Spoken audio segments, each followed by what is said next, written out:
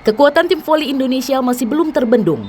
Titel hat-trick emas SEA Games akhirnya dibuktikan anak asuh Jeff Jiangji usai timnas voli putra kembali membawa pulang medali emas ke Indonesia. Disusul timnas voli putri dengan medali perunggu, tak hanya itu timnas voli pantai putra juga masih berjaya dengan raihan medali emas, mengikuti timnas pantai putri yang menyabet medali perak.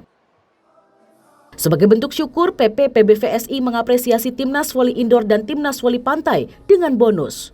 Suntikan motivasi dan bonus uang tunai mencapai 300 juta rupiah diharapkan para putra-putri terbaik timnas voli untuk kembali berjaya di multi-event selanjutnya.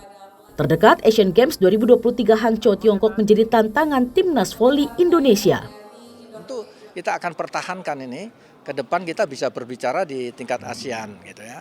Tingkat Asia Pasifik kita harus bisa berbicara, bahkan juga kita harapannya tidak sampai berdiri di situ, tapi kita bisa juga di kejuaraan tingkat dunia. Ya. Ada nggak ada penghargaan? Kalau untuk bawa nama Indonesia ya, aku pribadi totalitas. Maksudnya ya gimana pun caranya kita berjuang atas nama Indonesia ya. Mewakili anak-anak juga, kalau bisa di PBVSI untuk fasilitas itu lebih diperbagus.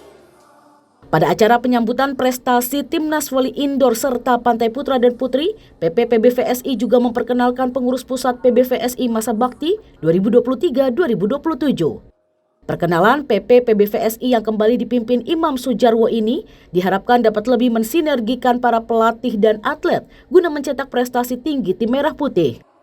PP PBVSI telah menyiapkan EVC for Women 2023 di Gersik, uji coba antar negara Asia Tenggara untuk tim putra. Dilanjutkan Asian Games 2023 telah menanti tim bola voli Indonesia. Rini Taniken, Bodia Vimala, Kompas TV, Jakarta.